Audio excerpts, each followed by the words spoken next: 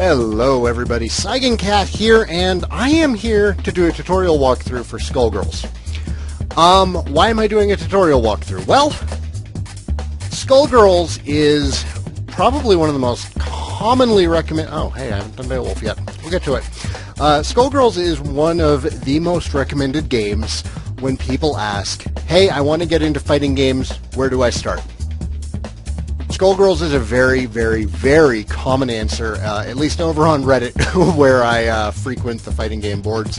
And that reason that Skullgirls is so often recommended is the tutorial in Skullgirls is absolutely fantastic. I have yet to see another fighting game come close, and that's because it actually teaches you how to play fighting games from the beginning into combos. It's not going to teach you how to win, Evo or Combo Breaker or anything like that, but it does an excellent job of educating you on the skills that you will need in order to play Skullgirls and other fighting games as well. However, I've also noticed that among my friends who are like, oh, hey, Skullgirls was on sale on Steam for like $3, I will go ahead and pick it up. Many of them who do have that kind of passive interest in Skullgirls and in fighting games in general get hung up on the tutorial. And the reason for that is, if you are new to fighting games, then you lack the basic skill set to play fighting games. Fighting games, while they are like other video games, it's a series of making decisions and translating those decisions into gameplay using inputs. Playing a fighting game is much different from playing something like Halo or Mario or Final Fantasy. The control in fighting games requires you to be much tighter, and it's less like you're playing with a controller, and honestly, it's more akin to playing a musical instrument with the timing of the inputs and the precision necessary. So a lot of people come into fighting games thinking that, they'll be able to play through the story mode, and sometimes even that can be a challenge. A lot of people will come into fighting games and just not understand why they are unable to do the things that they want to do. It's very easy to point a reticle at somebody in another game and squeeze the trigger. For some reason, it is insanely more difficult to throw a Shoryuken, a Dragon Punch. These are simple input commands. You look at them, you watch other people do them on point without any problems at all, and then you go and try to do them yourself, and nothing happens. My controller's broken, the buttons aren't working, I don't understand why it's not working, this game is retarded, I don't want to play it anymore. That tends to be the common mindset. So I'm going to walk you through the beginner tutorials for Skullgirls. This might actually turn into kind of a long video because they've been adding tutorials since day one to cover like all of the characters. But we're going to start from the beginning. Real quick, common question, the most common question. Do I need a fight stick? No, you don't need a fight stick. Had you asked me 2 years ago, I'd have said yes, absolutely you need a fight stick. But then, Ultra, Street Fighter 4, Evo, like, there were 3 pad players in the top 8, and I think a pad player won with, like, a PlayStation 1 pad. Snake Eyes? No, he plays Zangief. I forget who it was. Anyhow, any input device that is comfortable to you, that doesn't drop inputs, is going to be a good controller for you. Personally, I prefer playing on a stick. My roots go back to 1992, playing Street Fighter in the arcades. Stick is what I'm comfortable on. Most people who play fighting games have sticks, but again, it is totally not necessary. Some people play on keyboard and do perfectly well. Walking! Moving around in Skullgirls is easy. Just press left or right to walk around. So, this tutorial is quite simple. All we have to do is walk out of the way of Peacock's item. It can sometimes track. Peacock has 3 different kinds. And now we're going to be using jumping. Tapping up to jump will cause you to jump straight up. If you press up and left, you'll jump to the left side of the screen. If you press up and right, you'll jump to the right side of the screen. This tutorial is going to have us jumping over Peacock's little George bombs. Throw it. There you go. Go straight up. Probably can't jump backwards though. Just perfect.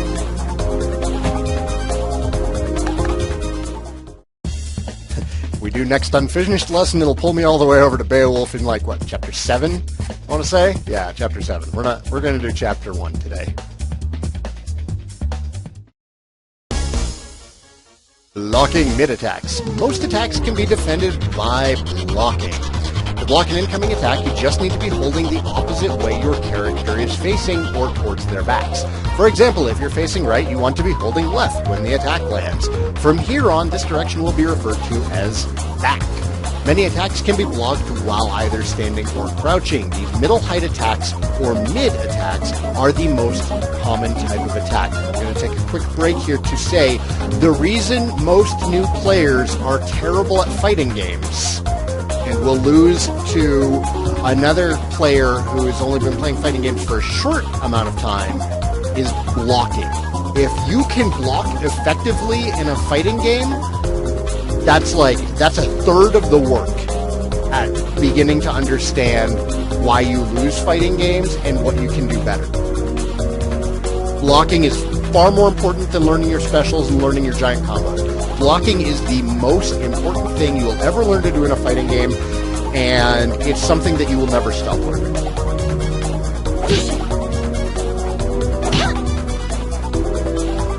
Blocking high attacks. Some attacks must be blocked while standing. Crouching while blocking will not defend against these attacks, so they are referred to as high attacks. Almost all attacks delivered while jumping are high attacks, so if your opponent is in the air, it is almost always advisable to be holding back if possible. That means standing up. If somebody jumps at you, that's going to be a high attack. If you crouch and try to block somebody who's jumping in at you, it doesn't matter if you're blocking. You are going to get hit. Blocking low attacks. Other attacks must be blocked while crouching. These are called low attacks and are usually performed while crouching. If your enemy is on the ground, it's almost always ideal to hold down and back. The reason that is ideal is that the majority of grounded moves, when your opponent's feet are on the ground, the majority of them will hit mid or low. It's very, very rare that your opponent has a grounded overhead attack. They do exist. Parasol, in fact, has them. We're going to be learning that very, very shortly when we start learning to block against mix-ups, which is where you'll start seeing me make mistakes. Blocking overhead attacks. It's going to show us what it looks like. Now, the good news about standing overhead attacks is that they tend to have a slower startup so that you can react to them. It is important for you to understand what they might look like, though, so that part of the gameplay and learning to block standing overheads is going to come down to a little bit more familiarity with the characters and which characters have standing overhead attacks. So I just explained everything. I don't need to read that. There it is. See how she had kind of a wind-up there? We had ample time to defend against it if we know what we're looking for. If we don't know what that attack looks like, it is perfectly reasonable for us to expect to be able to block it if we are still crouched.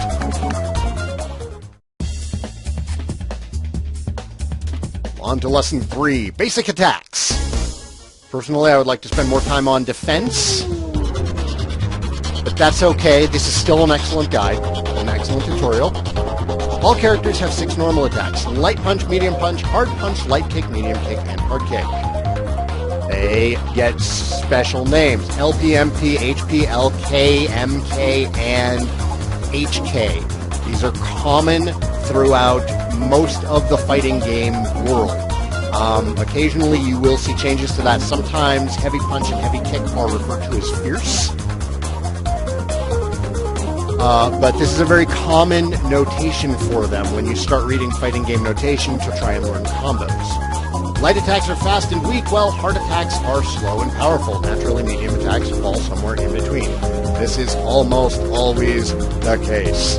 To execute a normal attack, simply press the attack button associated with that attack. It's as simple as 6 different buttons. We have to do a normal attack.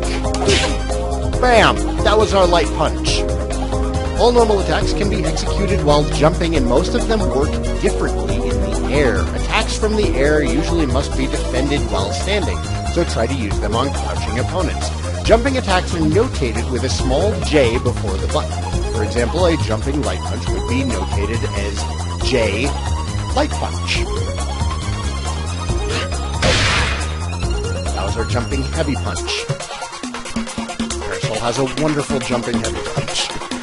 Similar to jumping attacks, normal attacks also work differently while you are crouching. Most crouching attacks can only be blocked while crouching, so try to use them against standing opponents. Crouching attacks are marked with a small C before the attack button. For example, a crouching hard kick will be notated as C HK. That was our crouching heavy kick, or kick, if you will. Your stick, if you're into that kind of thing. Very often, crouching heavy kicks are going to be your sweep, which will cause a hard knockdown on your opponent. It's not always the case, but like 90% of the time across most fighting games, it's going to be the case. Moving on to Lesson 4, Advanced Movement. Dashing and running by pressing PP, and that means any 2 punch buttons simultaneously, not punch followed by another punch, or quickly double tapping in a direction, you can perform a dash. Some characters will even run if you continue holding that direction after dashing. Try both now. Quick thing about inputs. There are macro options in the controller setup menu, so you can bind 2 punch buttons to a single button. You may find this useful if you're playing on a pad. You might not. It depends on what your preference is. You're going to want to experiment yourself and find out how best you can execute these commands. Personally, I prefer hitting the 2 punch buttons instead of double tapping. There's a couple of specific moves in the game where I do prefer the double tap, but for me, most of the time, the double punch works. Air dashing. Some characters can dash in midair, air dash. Jump into the air and hit 2 simultaneous punch buttons or double tap a direction. I especially find the air dash easier to do with the 2 punch buttons. Double jumps. No one knows how they do it, but some characters can perform a rather mysterious feat, jumping a second time in mid-air. Despite the completely incomprehensible physics underlying it, the phenomenon is far more common than you would expect. Anyway, try it now. Just jump and tap up a second time in midair to jump a second time. To add on to that, you can change your direction in midair with a double jump. I can jump backwards, and then with my double jump, I can jump forwards. Super jumping. Everyone can jump, and if they dig deep, they can also super jump. Quickly tap down and then up, and you will jump extra high. That goes for jumping forward and jumping backwards as well.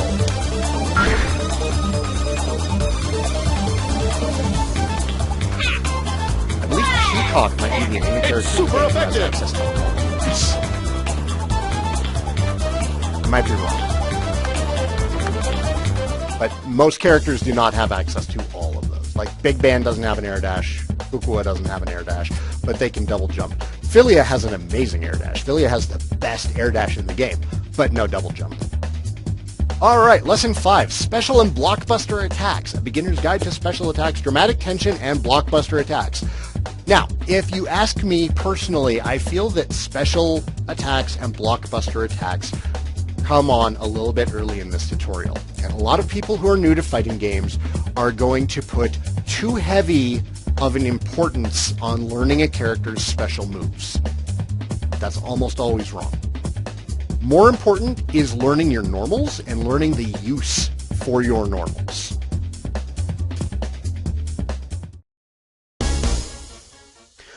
By combining a quick movement with an attack button, you can do a special attack. These attacks are powerful and quite different from your normal attacks. You can find a complete list of all special attacks in the pause menu. Try quickly pressing down, down, back, back, and then tapping kick. This is also a common place where people are going to get stuck. This input here looks like it is 4 separate inputs. You're pressing down, down, back, back, and pressing kick. That is 4 things directly in a row, and it has to be done with the correct timing.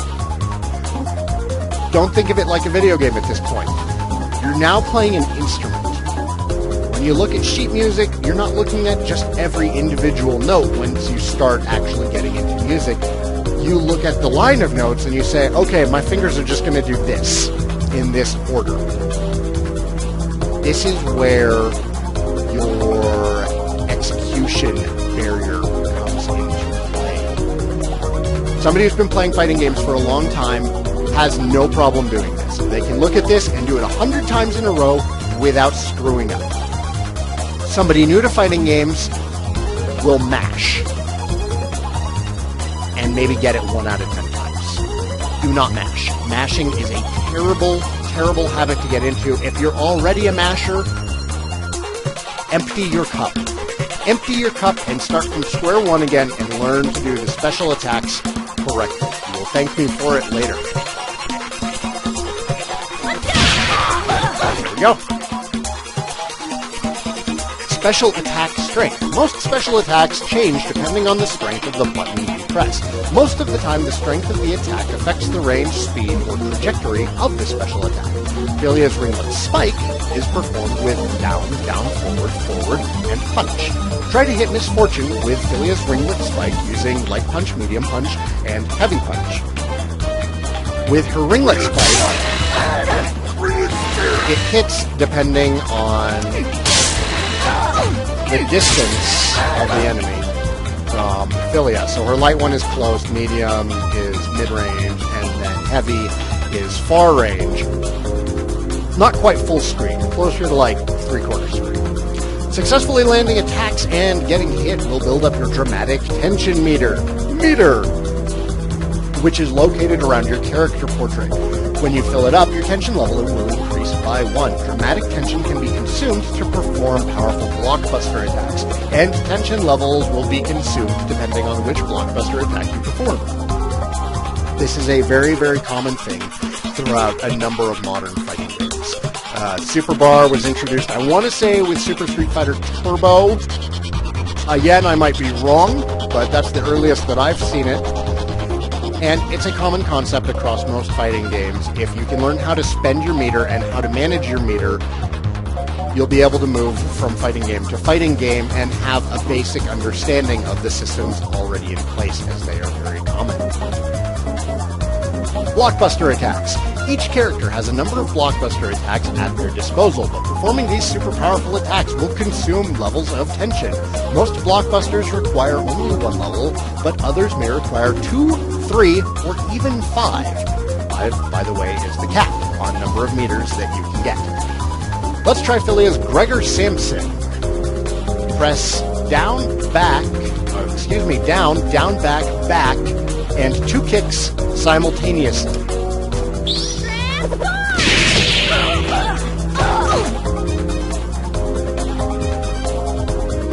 Are you kidding me?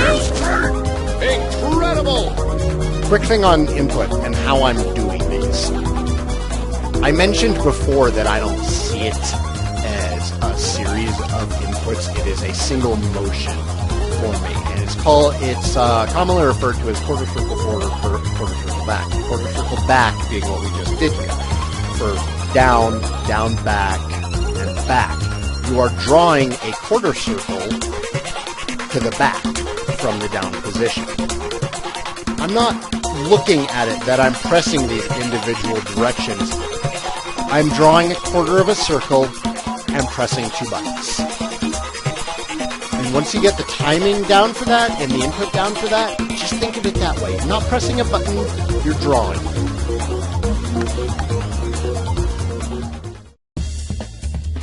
Alright. we're on to our last lesson for Chapter 1, Team Dynamics. This is something that kind of sets Skullgirls apart from many 2D fighters, even a lot of the team-based ones. Let's just jump into the tutorial. The tutorial's going to do a good job of explaining this one.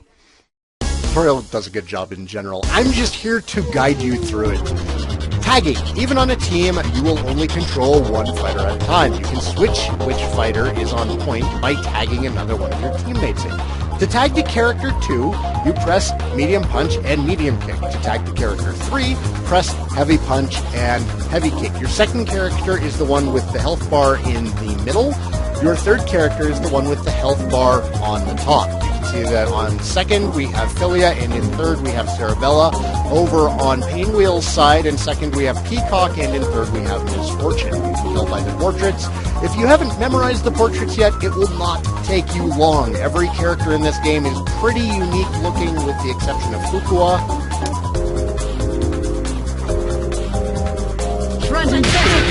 This is also something else that you can macro, if this is what you need. I dropped by. Ensemble attacks. You can also call your team members to assist you with a quick attack. These ensemble attacks can be useful to put more pressure on your opponent or to knock attackers back. Ensemble attacks are also one of the reasons why you don't see many solo teams at a higher skill level. Learning how to play a character solo is one of the best ways to familiarize yourself with an individual character's strengths and weaknesses and movesets. But you're also severely limiting yourself as far as your options are concerned. Having an assist to call in makes a huge, huge difference. That is why most tournament players run with 2 or 3. That is not to say that you cannot win with solo characters. You have to just be able to make up for the weakness of not having an assist. I have seen solo characters make it to top 8s before. To call character 2 into assist, you press light punch and medium kick, or medium punch and light kick. Basically a light of one type of attack and then the medium of the other. Similarly to calling character 3, you hit a medium punch and a heavy kick, or a medium kick and a heavy punch. You can also macro these as well. In fact, it looks like that is the default.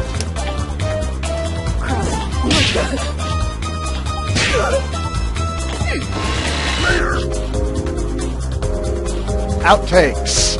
Facing an opponent you don't feel confident against. No problem. By consuming 1 level of tension, you can perform an outtake, also commonly referred to as a snapback, and knock them into next Tuesday, or at least off the field. This will force one of their teammates to jump in and take their place. To do an outtake, do quarter circle forward, and both mediums or both heavies, depending on whether or not you want to send out their second or third position. If I wanted to send out Peacock, because either I feel that my current character is a good match against Peacock, or because Peacock's low on health and I want to finish her off before she regenerates that health, that's where you might make these conscious decisions for which character you want to be fighting.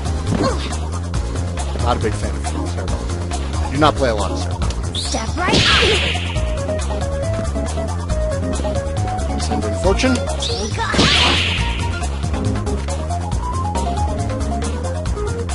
Are you kidding me? Can't steal. Impossible to gauge. All right, everybody. That is it for Chapter 1 of the Skullgirls tutorial walkthrough. I'm your host, Saigan. If you have any questions about the game, please feel free to ask them. I will try to cover them in future tutorials. This is all leading up to more of an overarching guide for how to get into and how to play Skullgirls and how to be less frustrated by playing a new fighting game, because learning to play fighting games is one of the hardest things you can do as a gamer, right up there with learning how to properly play like RTSs. There's a huge knowledge barrier in fighting games. You are thrown in what looks like a simple game of 2 characters, each has 6 buttons to attack with and a control stick. Try and get your opponent's health down to 0 first. And the number of interactions, number of inputs, and just the sheer amount of information. There's a wall of information coming at you when you're learning how to play fighting games. It's not a learning curve, it's a learning cliff. It's a very, very rewarding cliff to scale and see how far you've come. And playing fighting games with friends is some of the most fun that I believe you can possibly have with a video game. So, thanks for watching, everybody. If you like these videos, hit like and subscribe. If you have any questions at all about Skullgirls or many fighting games, in fact, I play a large amount of them, feel free to ask. I am definitely not the best player out there. I consider myself intermediate on my best days, but I have been playing fighting games for over 20 years, and I would like to share the knowledge that I've accumulated with everybody, especially regarding Skullgirls, which I feel is the cream of the crop and the best fighting game to have ever been released. So, thanks for watching, everybody, and I will see you next time when we tackle Chapter 2. Have a good evening.